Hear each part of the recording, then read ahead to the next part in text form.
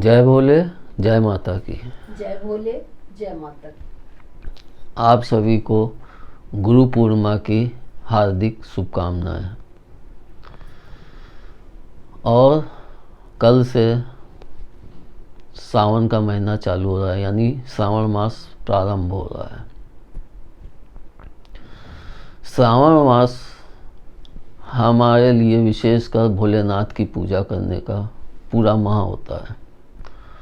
वैसे अब की श्रावण मास 2 माह का पड़ रहा है, जो हमारे लिए अति लाभदायी है, क्योंकि हम एक लंबी साधना, एक वह लंबा अवसर प्रभु की निकटता प्राप्त करने के लिए समय प्राप्त हो रहा है। मतलब हम 2 महीने तक प्रभु की निकटता जितनी प्राप्त कर सकते हैं, वह हमें प्रभु का आशीर्वाद मिल रहा है। जैसा कि जो बच्चे दरबार से जुड़े हुए हैं वह सभी जानते हैं कि शिवलिंग की पूजन मतलब शिवार्चन सावन के महीने में मैं बच्चों से करवाता हूँ, क्योंकि हमें प्रत्यक्ष से ही अप्रत्यक्ष की तरफ बढ़ना होता है। यानी हमें पहले पूजन प्रत्यक्ष में करना होता है, फिर हम उसके द्वारा ही अप्रत्यक्ष की तरफ बढ़ सकते हैं। तो प्रत्यक्ष का पूजन प्रभु ने हमें एक विग्रह के रूप में शिवलिंग दिया है, और वह शिवलिंग इस सावन के महीने में जितने भी शिव मंदिर हैं वहाँ पे भक्तों की भीड़ लगती है। कुछ भक्त अपनी मनोकामना लेके गंगा जल हरिद्वार या जहाँ से भी उन्होंने मान रखा हो कि मैं यहाँ से जल लूँगा, और जहाँ भी उनकी श्रद्धा हो जिस शिव मंदिर पे, वहाँ तक वह उस गंगा जल को कांवड़ में रख के लेके जाते हैं, और वहाँ पे वो अपने पूजन को प्रभु को अर्पित करते हैं। गंगा जल लेके और प्रभु तक पहुँचने के बीच में वह ज़मीन पे कहीं नहीं रख सकते हैं। मतलब यह एक साधना ही तो है। वहाँ पे हम जब गंगा जल अर्पित करते हैं, तो जब हम इतनी मेहनत, इतना परिश्रम करके आते हैं और फिर प्रभु को जब जल अर्पित करते हैं, तो उसमें हमारे अंदर एक भाव होता है, तीव्र भाव जागृत होता है। क्योंकि हम उस यात्रा, जो भी हमने हफ्ते भर, 4 दिन, 5 दिन की यात्रा की, तो उस यात्रा में हमारा निरंतर ध्यान सिर्फ और सिर्फ प्रभु के ऊपर जल चढ़ाने, मतलब हम रास्ते भर प्रभु का कोई ना कोई, जो भी उनका मंत्र या उनका नाम, जैसे कांवड़ यात्री निकलते हैं, भोले भोले, जय भोले, जैसा जिसको खुशी होती, तो अंदर एक एनर्जी आ जाती है। और उसके बाद जब वो जल वहाँ पे समर्पित करते हैं, तो उसके अंदर इतना भाव होता है उस जल में, जिसका हमें फल महसूस तो नहीं होता है। लेकिन हम महसूस क्यों नहीं कर पाते हैं? क्योंकि हम वहाँ से जैसे ही वापस आते हैं, तो हम फिर इस संसार में लीन हो जाते हैं। जैसे कि कहते हैं ना, दुख में सुमिरन सब करें, सुख में करे न कोई, जो सुख में सुमिरन करे तो दुख काहे का हो। हम इतना चल के गए, कितना दुख सहा, उसके पश्चात हमारे अंदर प्रभु का नाम लेते हुए गए, तो जब हमने वहाँ पे जल अर्पित किया तो उसमें कितना भाव था। लेकिन वहाँ से निकलते ही वह भाव हमारा तुरंत नीचे आ जाता है। लेकिन हमको उसको एकदम नीचे नहीं लाना चाहिए। हमें प्रत्येक दिन प्रभु का 1 घंटा तो देना चाहिए, कि हम 24 घंटे में 1 घंटा तो प्रभु का जप करें। कोई भी नाम ले लो, कोई भी मंत्र ले लो। और सावन के महीने में शिवार्चन, जितने भी शिव भक्त हैं वो शिवार्चन जरूर करवाते हैं। हमारे यहाँ भी पिताजी करवाते थे। और मैंने अपने दोस्तों के साथ देखा, मंदिर में गए, पंडित जी वहीं, जैसे बहुत से मंदिर हैं जहाँ पे सन्नाटा रहता, खाली पड़े रहते हैं, जहाँ पे प्रभु को कोई पूजने वाला नहीं होता। हम लोग मंदिर तो बनवा देते हैं लेकिन वहाँ कोई पूजने वाला नहीं है। तो हमारे दोस्त लोग, बचपन में हम लोग जाते थे दूर दूर शिव मंदिर जहाँ पे एकदम सन्नाटा होता था, और वहाँ पे जाके एक पंडित जी को बुला लेते थे और वहाँ पे बैठ के एकांत से शिवार्चन करते थे। तो उससे क्या होता था कि हमें शिवलिंग वहाँ पे उपलब्ध है, हमें उसका निर्माण नहीं करना है। लेकिन जहाँ पे भीड़ होती है वहाँ पे यह क्रिया हम आसानी से नहीं, शांतिपूर्वक नहीं कर सकते हैं। और जिनके पास नहीं उपलब्ध है ऐसा साधन, तो वह घर पे ही बालू, मिट्टी या धातु और बटिया नर्मदेश्वर की, जैसा कि मैंने पिछले वीडियो में बताया ही था, उसके शिवलिंग को रख के हम शिवार्चन कर सकते हैं। हम पंडित जी नहीं है उपलब्ध हैं तो प्रभु भाव के भूखे हैं, ना कि हमारे दिखावे के भूखे हैं, हमारे पैसे के भूखे हैं, भाव के भूखे हैं। तो हम कोई भी चीज़ ले लें, 1001 मन है, 101 मन है, और लेके बेलपत्री, फूल, जो हमारी श्रद्धा हो। जैसा कि मैंने पहले ही कहा है कि शिवलिंग पे सब कुछ अर्पित है। और अगर हो सके तो कमल का फूल पूरे सावन भर नहीं हो तो किसी सावन में एक कमल का फूल शिवलिंग पे जरूर अर्पित करना। वैसे तो मैं भी देखता था कि लक्ष्मी जी की पूजा उनको कमल अर्पित करते थे, लेकिन जब शिवार्चन हुआ तो हमारे यहाँ पिताजी ने किया तो उन्होंने 1001 कमल के फूल से किया था। वह इतना आँखों को सुख दे रहा था, 5 पंडित मंत्र उच्चारण करके, और वह इतना भावपूर्ण लग रहा था देखने में, इतनी जैसे कि प्रभु साक्षात वहाँ पे अपना आशीर्वाद फैलाए हुए हैं, जिससे हम लोगों को एक परम आनंद की अनुभूति हो रही। लेकिन उस पूजन में खर्चा लगता है। हाँ, हम शिवलिंग घर पे ही ले लें, मंदिर में भी नहीं उपलब्ध है कि हम कर सकें, घर पे ही ले लें। कोई भी शिवलिंग धातु का हो या मिट्टी या बालू, जो हमारी श्रद्धा हो, वो तुम्हारे ऊपर है, हमारे ऊपर है। लेने के बाद उसका जल से स्नान कराया, दूध से स्नान कराया, शहद लगाया, दही से लगाया, या भी उसी प्रकार से जैसे हम लोग साबुन लगाते हैं, फेस वॉश लगाते हैं, पाउडर लगाते हैं, क्रीम लगाते हैं, तो प्रभु को शहद लगा रहे हैं, दही लगा रहे हैं, यही सब तो है। मतलब हम अपना भाव समर्पित कर रहे हैं।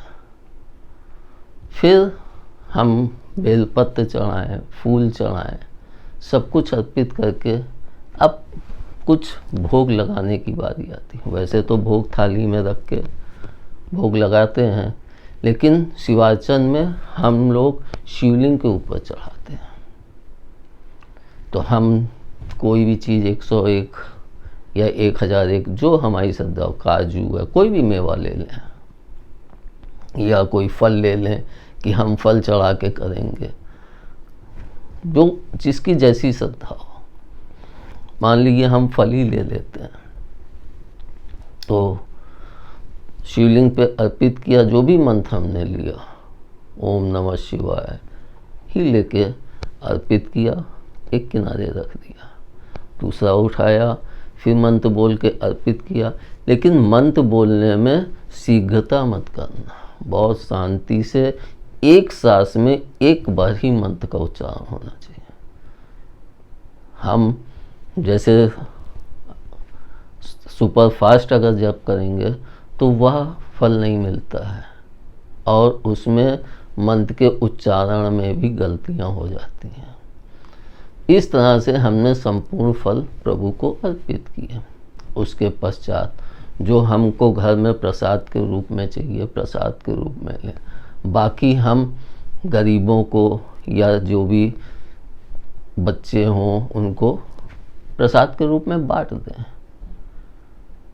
या वैसे ही है जैसे कहते हैं, अगर हर अमीर व्यक्ति किसी न किसी रूप में कोई ना कोई वस्तु खाने की या रहने के लिए मकान या कुछ भी किसी गरीब को उपलब्ध करवाता है, तो उसको कितना आशीर्वाद, उनकी दुआएं मिलती हैं, जिसको हमने अभी देखा भी है। बाढ़ में कितनों के मकान बह गए, कितने बेचारे कैसे शेल्टर होम में रह रहे हैं, उनको कितनी तकलीफें होती। मतलब हम प्रभु के लिए तो वो तकलीफ़ों को जगाएं, और ऐसे जगाएं कि हम प्रभु भक्तों की सेवा करें, प्रभु को भी अर्पित करें और प्रभु भक्तों की सेवा भी करें। क्योंकि जितने भी प्राणी इस संसार में हैं वे सभी तो प्रभु के भक्त हैं, वे सभी तो किसी न किसी रूप में प्रभु को भजी तो रहे हैं। हाँ, कुछ प्रेम से भज रहे हैं, कुछ गाली दे के भी भजते हैं, तो सबके भाव अलग होते हैं। गाली दे के भी प्रभु खुश हो जाते हैं अगर उसका भाव है। इसको मैंने एक कथा पता नहीं कहीं पे पढ़ी भी थी। उसने एक निश्चय किया था, पता नहीं उसको किस बात पे गुस्सा आ गई, कि हम डेली जाएंगे और शिवलिंग पे डंडा एक मार के आएंगे। बारिश का समय था, नदी खूब उफान पे थी। उसको लगा कि मेरा नियम टूट जाएगा, मैंने तो ये प्रतिज्ञा की हुई है। वो उस बाढ़ के पानी से भी तैर के शिव मंदिर जाता है और एक डंडा मार के, और फिर वापस वहाँ पे प्रभु प्रसन्न हो जाते हैं। प्रसन्न क्यों हो जाते हैं? मार तो हम सभी लोग प्रभु को रहे हैं। पृथ्वी में विस्फोट करके, पृथ्वी को नष्ट करके, गंदगी फैला के जो प्रदूषण फैलता है, इससे वातावरण जो है, तो मार तो प्रभु को हम वैसे ही रहे हैं। तो यह कहानी हमें यह दिखाती है कि हम किसी भी चीज़ की प्रतिज्ञा लें तो उसको पूरी मजबूती से पकड़ें। प्रतिज्ञा अच्छी हो या बुरी, यह प्रतिज्ञा करने से पहले हमें संपूर्ण तरीके से विचार कर लेना चाहिए। लेकिन प्रतिज्ञा करने के पश्चात हमें उसके लिए पूरी मजबूती चाहिए, जिसको हम कहते भी हैं कि कुछ अपने दोस्तों में, और कि भीष्म प्रतिज्ञा बहुत फेमस है। भीष्म जी ने जैसे प्रतिज्ञा ली और उन्होंने उसका जिस तरह से पालन किया, वह सब नहीं कर सकते। इसलिए प्रतिज्ञा लेने से पहले सोचो। तो हम फल गरीबों को बांट दें, मतलब हम पंडित को ना बुलाएं, सिर्फ शिवलिंग रख के अपने भाव को पूरा समर्पित करें। शिव अर्चन का मतलब है हम शिव का अर्चन करें। उनको जो हमारा भाव समर्पित करना है, भाव को कितने प्रेम से समर्पित करें, यह हमारे ऊपर है। या तो हो गई प्रत्यक्ष की पूजा। अब हमारे अंदर की पूजा, मतलब बाहर की पूजा तो हम लोग बचपन से करते हैं, और मैं कहता हूँ अंदर की भी तो 1 घंटा बैठ के करो। वह जप, क्योंकि जप ही हमको अंदर ले चलता है। उसके लिए मैंने आप लोगों को पिछले वर्ष, जो भी बच्चे दरबार से जुड़े हुए हैं, पिछले वर्ष उनको महामृत्युंजय का जप कराया था।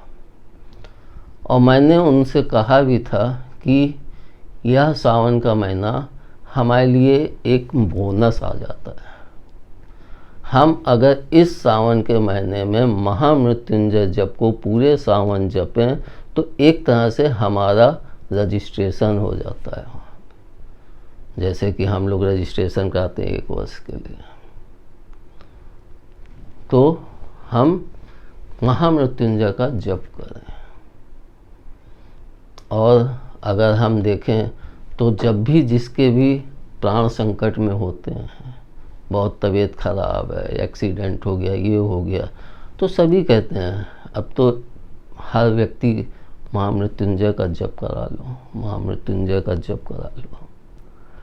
तो महामृत्युंजय का जप हम एक डर से करा रहे हैं, लेकिन अगर हम उसी जप को इस सावन के महीने में पूरे 1 महीने तक डेली आधे घंटे से 1 घंटे तक करें, तो हमें आगे के लिए जो ग्रह नक्षत्र हमारे लिए हानिकारक होंगे, उससे प्रभु के बल पे हमें लड़ने की ताकत प्राप्त हो सकती है।